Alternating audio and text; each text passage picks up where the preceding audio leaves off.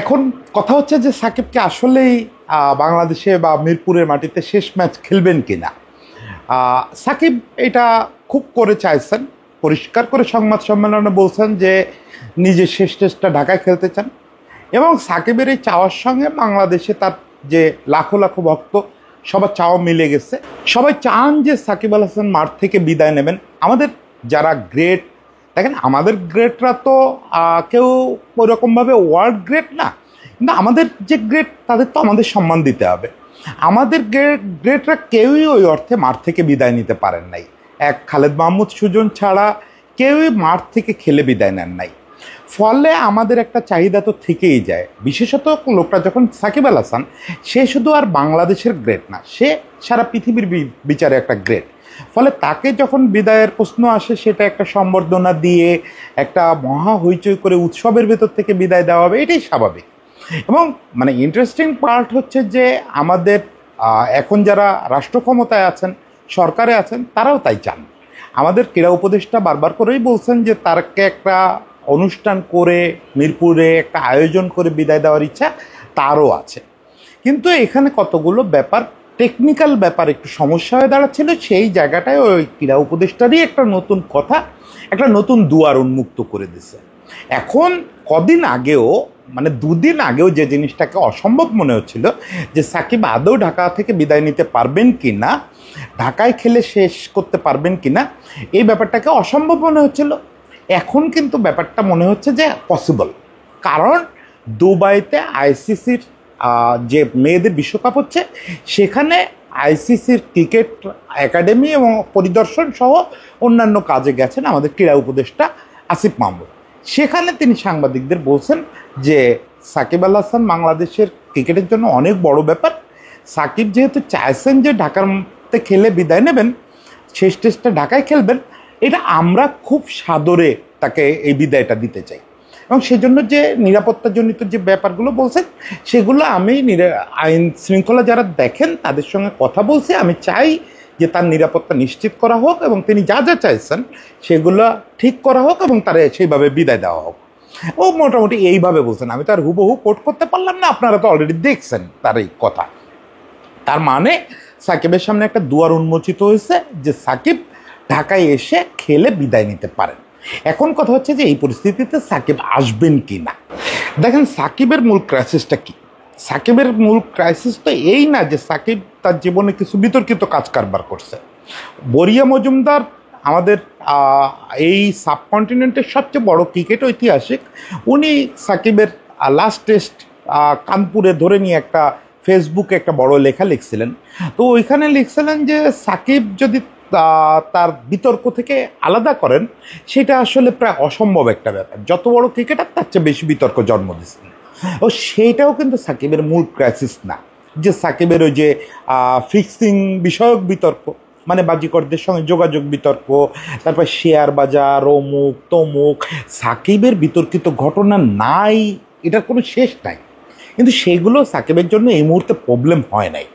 প্রবলেমটা হচ্ছে সাকিব সর্বশেষ যে ক্ষমতাসীন দল ছিল সেই দলের হয়ে নির্বাচন করছিলেন, এবং সেই নির্বাচনটা প্রশ্নবিদ্ধ নির্বাচন ছিল, এবং তার সেই সরকার গণ অভ্যুত্থানের মাধ্যমে উৎখাত হয়েছে। এবং ওই সরকারের দু একজন বিরল ব্যতিক্রম ছাড়া প্রায় সকল সংসদ সদস্য হয় আত্মগোপনে গেছেন, নতুবা গ্রেপ্তার হয়েছেন, নতুবা দেশ ছেড়ে চলে গেছেন। এ অবস্থায় সাকিব একজন ওই সরকারের সংসদ সদস্য, তার পক্ষে ঢাকায় এসে খুব আনন্দের সঙ্গে ক্রিকেট খেলা এবং আবার ক্রিকেট খেলে আনন্দের সঙ্গে আমেরিকায় ফেরত চলে যাওয়া, এই ব্যাপারটা তো আর আগের মতো অবস্থায় নাই। এই ব্যাপারটা মানে সাকিবকে আপনার তো তখন ওই এমপি সাকিব হিসাবেও ভাবতে হবে, সাবেক এমপি সাকিব হিসাবেও ভাবতে হবে। সেক্ষেত্রে সাকিবের মূল যেটা দুশ্চিন্তা, কয়েকটা পয়েন্টে দুশ্চিন্তা ছিল। এক হচ্ছে যে তার দেশে আসলেই যাতে গ্রেপ্তার বা এরকম কোনো হয়রানির শিকার না হন। সঙ্গে আরেকটা পয়েন্ট ছিল যে যাতে তিনি মব লিঞ্চিং বা এই জাতীয় কোনো ব্যাপারে শিকার না হন, যে তার গাড়ি যাচ্ছে সেখানে হুট করে একটা হামলা হলো। 3 নাম্বার ছিল যেটা সাকিব প্রেস কনফারেন্সে সরাসরি বলছেন, যে তার যেহেতু বসবাস আমেরিকায়, তার বউ বাচ্চা আমেরিকায় থাকে, ফলে তিনি যাতে বাংলাদেশে যাতায়াত করতে পারেন, এইটা 3 নাম্বার চিন্তা ছিল। এই প্রথম দুটো ব্যাপার অলরেডি সরকারের পক্ষ থেকে নিশ্চিত করা হয়েছে যে সাকিবকে গ্রেপ্তার বা হয়রানি অহেতুক শব্দটা এর সঙ্গে যোগ করেন, যে অহেতুক গ্রেপ্তার বা অহেতুক হয়রানি করা হবে না। এ ব্যাপারে আইন শৃঙ্খলা বাহিনীকে অলরেডি আইন উপদেষ্টা নির্দেশ দিয়েছেন বলে তিনি নিজেই বলেছেন। এছাড়া এই সিরিজটা, দক্ষিণ আফ্রিকার বিপক্ষে সিরিজটার নিরাপত্তা যেহেতু আমাদের বাংলাদেশ সেনাবাহিনী দেখভাল করবে, ফলে এই সিরিজে সাকিব থাকবেন তো হোটেলে টিমের সঙ্গে এবং যাতায়াত করবেন সিকিউরিটি কর্ডনের ভিতরে, ফলে সাকিবের নিরাপত্তা যে বিঘ্নিত হবে না এটা মোটামুটি নিশ্চিত করতে পারে সরকার। এবং সেই কথাও আমাদের ক্রীড়া উপদেষ্টা বা আইন উপদেষ্টা বিভিন্ন সময় ইঙ্গিত প্রদান করেছেন। ক্রীড়া উপদেষ্টা তো সর্বশেষ দুবাইতে বসে যে বলেছেন যে তার এই নিরাপত্তার ব্যাপারটাও দেখা হবে। কিন্তু দেখেন, স্টিল ওই যে 3 নম্বর কোশ্চেন যেটা সাকিব প্রেস কনফারেন্সে রেজ করছিলেন, ওই কোশ্চেনটার ইন্টারপ্রিটেশনটা আগে একটু বোঝেন। এটা আমি আগেও একটা কন্টেন্টে বলছি। ইন্টারপ্রিটেশন এই না যে সাকিব রেগুলার দেশে যাতায়াতের সুযোগ চাচ্ছেন। ইন্টারপ্রিটেশনটা হচ্ছে এই যে মিরপুর টেস্ট খেলে সাকিব আবার আমেরিকায় ফিরে যেতে চান, এই সুযোগটা সরকার তাকে দেবে কিনা। এখন এই ব্যাপারটা নিয়ে প্রকাশ্যে তো কেউ আলোচনা করতে পারে না, কারণ এটা তো এই কথা কেউ কাউকে আইনগতভাবে দিতে পারে না। বিশেষত গণ অভ্যুত্থানে উৎখাত হওয়া একটা সরকারের এমপিকে এই কথা তো অন্তর্বর্তীকালীন সরকারের কারো পক্ষে দেওয়া সম্ভবই না যে আপনি আসেন, আপনার নামে যতই অভিযোগ থাক আপনাকে আমরা আবার সেফ এক্সিট দেবো আমেরিকায় চলে যাওয়ার জন্য। এটা তো হয় না। আপনি যতই বলেন যে এরকম একটা কথা প্রকাশ্যে বলতে হবে, এটা কেউ বলতে পারবে না।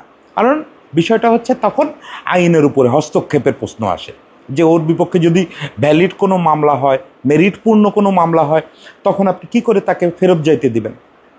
ফলে সাকিবের এই জায়গাটা, আমার ধারণা এই জায়গাটায় তাকে আপনার অনানুষ্ঠানিকভাবে কোনো একটা নিশ্চয়তা পেতে হবে। এই নিশ্চয়তাটা কেউ আনুষ্ঠানিকভাবে তাকে দেবে না। এবং এখানে সেন্টিমেন্ট, পাবলিক সেন্টিমেন্ট খুব বড় একটা ব্যাপার, খুব বড় একটা ব্যাপার। এই ব্যাপারটা কিছুদিন আগে আমাদের ক্রীড়া উপদেষ্টা একটা ইঙ্গিতপূর্ণ কথা বলেছেন যে সাকিব যে তার প্রতি যে আক্রোশ বা অপছন্দটা যে জনগণের ভিতরে তৈরি হয়েছে, এইটা আসলে কেউ তার হয়ে মিটিগেট করে দিতে পারবে না। এটা একমাত্র সাকিবই করতে পারবে। সেই জন্য কী করতে হবে সেই ইঙ্গিতও কিন্তু ক্রীড়া উপদেষ্টা দিচ্ছেন, যে মাশরাফির উদাহরণ দিচ্ছেন যে মাশরাফি বিন মুর্তজা ঘটনার পর একটা সাক্ষাৎকার দিচ্ছেন, সেখানে কিন্তু তার নিজের অবস্থান তিনি ব্যাখ্যা করছেন। এর ফলে পাবলিক সেন্টিমেন্ট একটু কুল ডাউন হয়েছে মাশরাফির ব্যাপারে। এটা একটু সত্যি যে ওই ইন্টারভিউর ফলে সাকিব, মাশরাফি তার অবস্থান ব্যাখ্যা করছেন যখন, তখন পাবলিক একটু হলেও তার প্রতি সহানুভূতিশীল হয়েছে। সাকিবের ব্যাপারটা তো আরও সহজ, কারণ সাকিব তো ওই গণহত্যার ওই সময়টা দেশেই ছিলেন না। একটা মাত্র ভুল করছেন ওই যে এক প্রবাসী সমর্থকের সঙ্গে মিসবিহেভ করছেন, এবং তার ওয়াইফ একটা ওই সময়ে অবিবেচনাপ্রসূত ছবি পোস্ট করে অবিবেচনাপ্রসূত ক্যাপশন দিয়েছিলেন। তো এই দুটো কাজের ব্যাখ্যা তার পক্ষে খুব দেওয়া সম্ভব, যে আমি এই কারণে এই ভুলটা করে ফেলছি এবং সেই জন্য তার পক্ষে ক্ষমা প্রার্থনা করা সম্ভব। যে ইঙ্গিত আর কি ক্রীড়া উপদেষ্টা দিচ্ছেন যে তিনিই পারেন এটাকে মিটিগেট করতে। সাকিব এখন কোনো একটা প্রতিষ্ঠিত সংবাদ মাধ্যমে ইন্টারভিউ দিতে পারেন, প্রথম আলো আছে, টি স্পোর্টস আছে, আরও অনেক তো আছে। কোনো একটা প্রতিষ্ঠিত সংবাদ মাধ্যমে খুব সুন্দর একটা ইন্টারভিউ দিতে পারেন, দিয়ে নিজের অবস্থান পরিষ্কার করতে পারেন।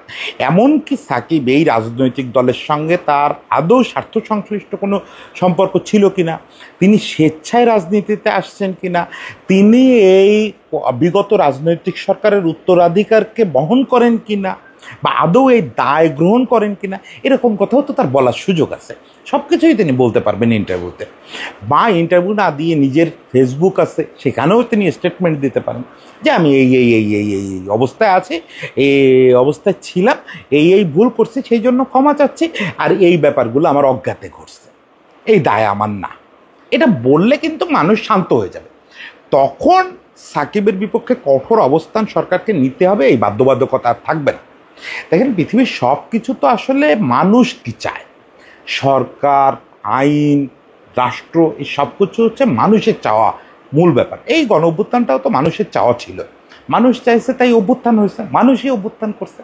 ফলে সাধারণ মানুষ যারা এই সময় স্বজন হারাইছেন, যারা এই সময় বন্ধু বান্ধব হারাইছেন, যারা নিজেরা ক্ষতিগ্রস্ত হয়েছেন, তারা যদি মনে করেন যে সাকিব এসে নিরাপদে খেলে আবার যাতায়াত করতে পারবে বাংলাদেশে, তাহলে তো আর অন্য কারোর মনে করার কোনো প্রশ্নই নাই।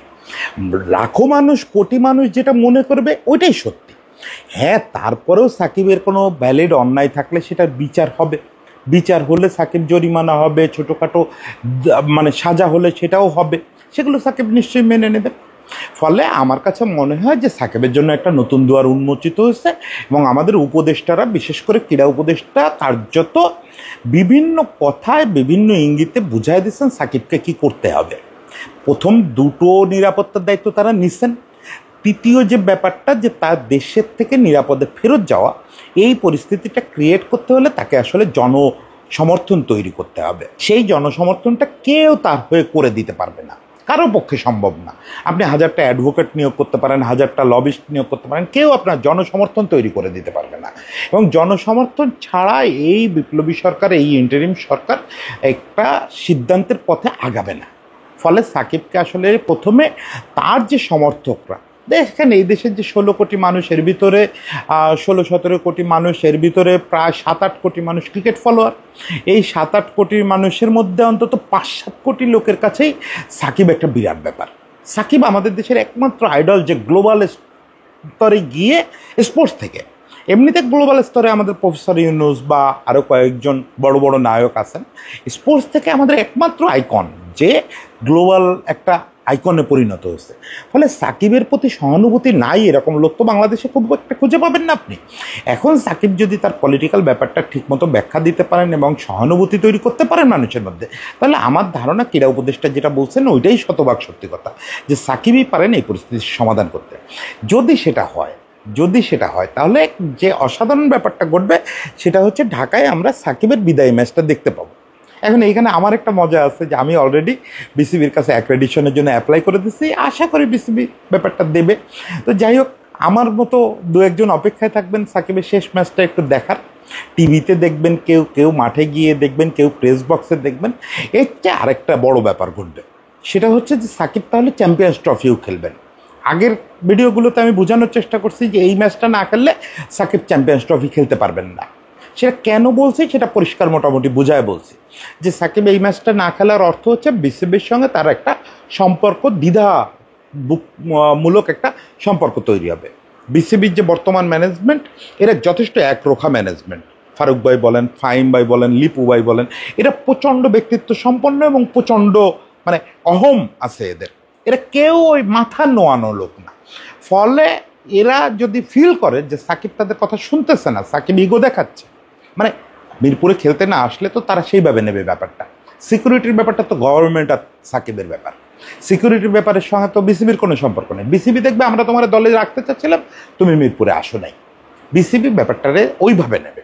ফলে বিসিবি যেটা করবে, অলরেডি কিন্তু আমাদের লিপু ভাই কিছুদিন আগে একটা প্রেস কনফারেন্সে বলছেন যে যারা আমাদের ঘরোয়া ক্রিকেটে যথোপযুক্ত পরিমাণে অংশ নেবে না তাদেরকে আমরা ইন্টারন্যাশনালের জন্য বিবেচনা করবো কিনা এটা ভাববো। ফলে এই যুক্তিতে সাকিবকে ওয়ানডে দলে আর নাও রাখা হতে পারে, কারণ সামনে কয়েকটা ঘরোয়া টুর্নামেন্ট আছে, এই বিপিএল আছে, ডিপিএল আছে, এগুলোতে না খেললে সাকিব আপনি কি করে আশা করেন যে ওয়েস্ট ইন্ডিজের বিপক্ষে ওয়ানডে দলে থাকবে? আর ওয়েস্ট ইন্ডিজের বিপক্ষে ওয়ানডে দলেই যদি তারা না রাখা হয় তাহলে তো চ্যাম্পিয়ন্স ট্রফিতেও সে থাকবে না। ফলে অ্যাকচুয়ালি সাকিবের ক্যারিয়ার শেষই হয়ে গেছে কানপুরে। এখন সাকিব যদি এই মিরপুর টেস্ট খেলতে, সাউথ আফ্রিকার বিপক্ষে টেস্ট খেলতে আসেন, তাহলে আবার সবগুলো দরজা খুলে যাবে, শুধু এই একটা দরজা না, ওয়ানডের দরজাটাও খুলে যাবে। তখন সাকিবের শেষ হবে গিয়ে 2025 চ্যাম্পিয়ন্স ট্রফিতে পাকিস্তানে। ওখান থেকে সাকিবের ইন্টারন্যাশনাল ক্যারিয়ারটা শেষ হবে, কারণ 2025-এর পরে বাংলাদেশ ক্রিকেট বোর্ড আর কোনো ওই জেনারেশনের ক্রিকেটারকে বহন করবে না। এটা আমি নিশ্চিত করে আপনাদের বলতে পারি যে আর কোনো ওই জেনারেশনের ক্রিকেটারকে বহন করবে না। ফলে 2025 সাকিবের শেষ ইন্টারন্যাশনাল টুর্নামেন্ট হবে। সেই পর্যন্ত সাকিব যাবেন কিনা সেটা নির্ভর করছে এখন সাকিব কি সিদ্ধান্ত নেন। এই সিদ্ধান্তটা সাকিবের জীবনের সবচেয়ে উল্লেখযোগ্য সিদ্ধান্ত হতে যাচ্ছে, যে তিনি জাতির উদ্দেশ্যে কি আদৌ কিছু বলবেন নাকি বলবেন না। যদি না বলেন তাহলে আমি নিশ্চিত যে ব্যাপারটা আরও ঘোরালো হবে, সেক্ষেত্রে হয়তো আবার পুরো ব্যাপারটা ভেস্তে যাবে। আর যদি তিনি বুদ্ধিমানের মতো একটা সিদ্ধান্ত নেন, আমি জানি সাকিব বাংলাদেশের সবচেয়ে বুদ্ধিমান, সবচেয়ে স্মার্ট ক্রিকেটার, ফলে সাকিব সেরকম একটা মুভ দিলে পুরো ব্যাপারটা সমাধান হয়ে যেতে পারে। আশা করি সাকিব মিরপুরে খেলবেন, মিরপুরকে আমরা মিরপুরে আমরা সাকিবকে খুব আনন্দের সঙ্গে বিদায় দিতে পারবো এবং সাকিবকে বাধায় রাখতে পারবো আমাদের মণিকোঠায়। সেই সঙ্গে সাকিব চ্যাম্পিয়ন্স ট্রফি খেলবেন, ওয়েস্ট ইন্ডিজের বিপক্ষে সিরিজ খেলবেন, দুবাইতে আফগানিস্তানের বিপক্ষে সিরিজ খেলবেন, ইভেন এরকম হলে সাকিব তো বিপিএলও খেলবেন, বিপিএলে আসবেন। মানে সাকিবকে আমরা তাহলে আরও বেশ কিছুদিন পাচ্ছি, উপভোগ করতে পারতেছি। সেই অপেক্ষায় থাকলাম। সাকিবের জন্য শুভকামনা থাকলো, আমাদের বাংলাদেশের ক্রিকেটের জন্য শুভকামনা থাকলো। সবাই ভালো থাকবেন। ধন্যবাদ।